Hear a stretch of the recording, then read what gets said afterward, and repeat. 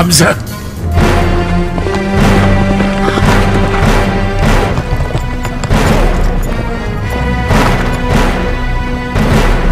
أتشتمه وتؤذيه وأنا على دينه أقول ما يقول؟ خذها من ابن عبد المطلب. أمنكم أحد يستطيع ذلك؟ ردوا سيوفكم، ردوها. إني أشهد أن لا إله إلا الله وأشهد أن محمدا رسول الله. جراح الأمة الثكلى تنادي فهبوا يا بني قومي أسودا أعيدوا للدنا أمجاد عصر.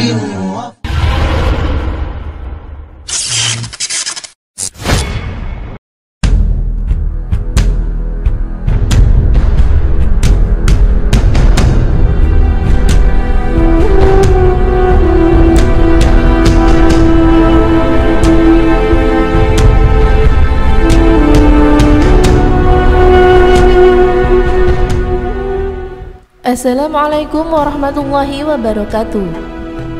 Dalam Sirah Nabawiyah karya Syekh Syafiur Rahman Al-Mubarakfuri diceritakan sebuah kisah mengagumkan, yaitu masuk Islamnya Sayyidina Hamzah radhiyallahu an atau paman Rasulullah sallallahu alaihi wasallam.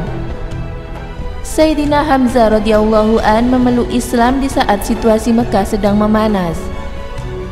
Ketika Nabi Muhammad SAW dan para sahabat menderita akibat teror dan penindasan kaum musyrikin Quraisy, Allah Subhanahu wa Ta'ala mencurahkan sebekas cahaya dengan masuknya Islam Hamzah bin Abdul Muttalib radhiyallahu an.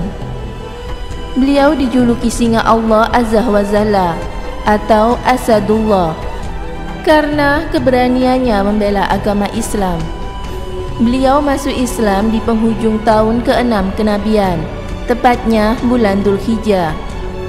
Adapun sebab keislaman Sayyidina Hamzah adalah ketika suatu hari Abu Jahal melewati Rasulullah di Bukit Sofa. Dia menyakiti dan menganiaya beliau. Rasulullah diam saja, tidak berbicara sedikit pun kepadanya.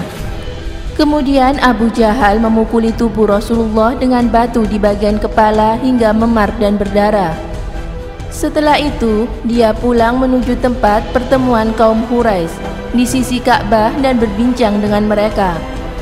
Ketika itu, budak perempuan Abdullah bin Jud'ah berada di kediamannya di atas Bukit Sofa, menyaksikan peristiwa yang dialami Rasulullah kala itu.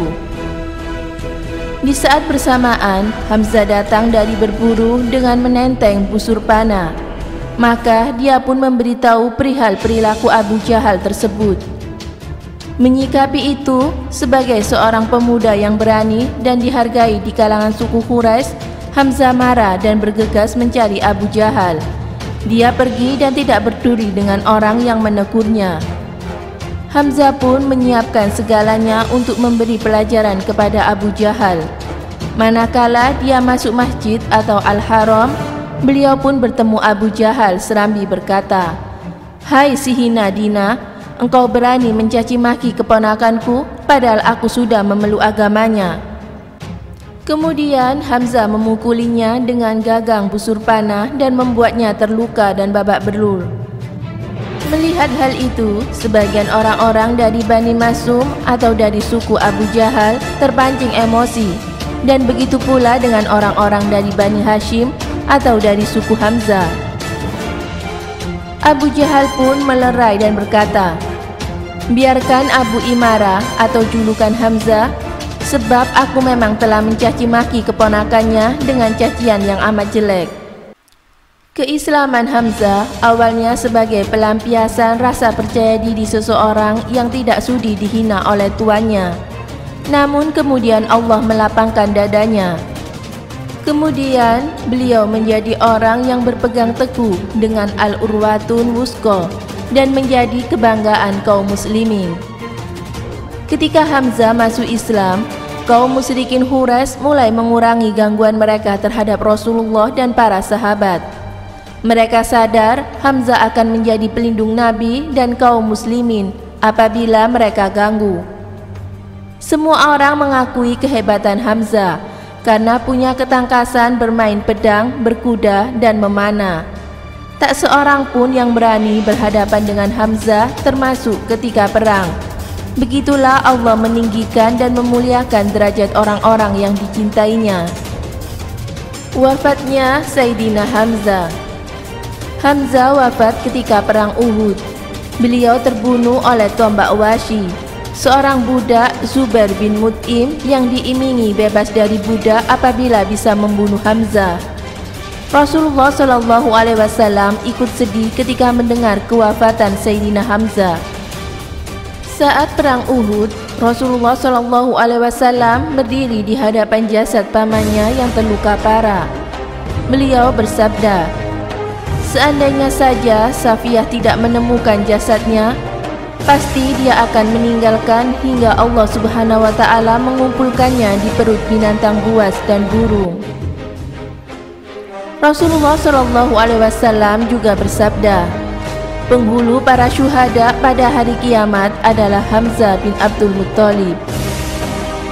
Ketika Sayyidina Hamzah wafat, turunlah ayat Al-Quran di mana Allah Azza wa Jalla berfirman, "Janganlah kamu mengira bahwa orang-orang yang terbunuh di jalan Allah Azza wa Jalla mati, bahkan mereka hidup di sisi Allah, mereka diberi rizki." Surat Ali Imran ayat 169.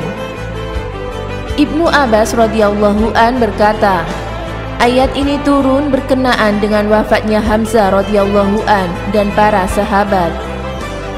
Demikian kisah masuk Islamnya Sayyidina Hamzah yang sangat mengagumkan. Semoga kita bisa memetik hikmah dan ikbar dari keteguhan beliau membela Islam dan Rasulullah SAW. Wallahu a'lam bishawab.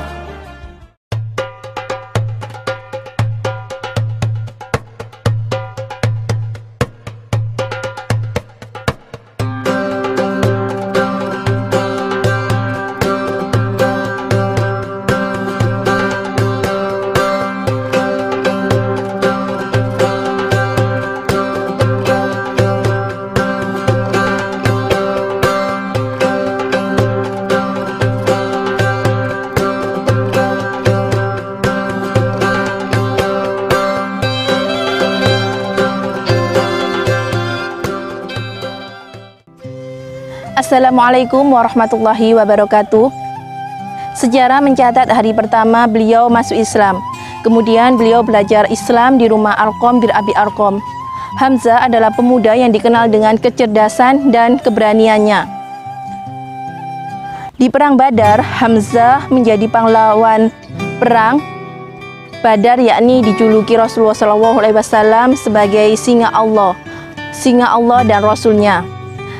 Di perang Uhud, beliau juga tampil dengan gemilang. Beliau berhasil membunuh sekitar 30 kafir Quraisy Mekah. Namun, beliau juga terbunuh di perang Uhud, yakni dibunuh oleh Wahsy atau budak dari Hirdun bin Uta. Disitulah syahidnya paman Rasulullah SAW. Rasulullah SAW juga bersabda bahwa kelak di hari akhir pemimpin para syuhada dan orang-orang yang mati syahid adalah Hamzah bin Abdul Muttalib. Hamzah tidak berumur panjang, dia gugur di perang Uhud pada tahun 3 Hijriah. Rahimakumullah Hamzah bin Abdul Muttalib. Sekian yang dapat saya sampaikan, semoga bermanfaat. Wassalamualaikum warahmatullahi wabarakatuh.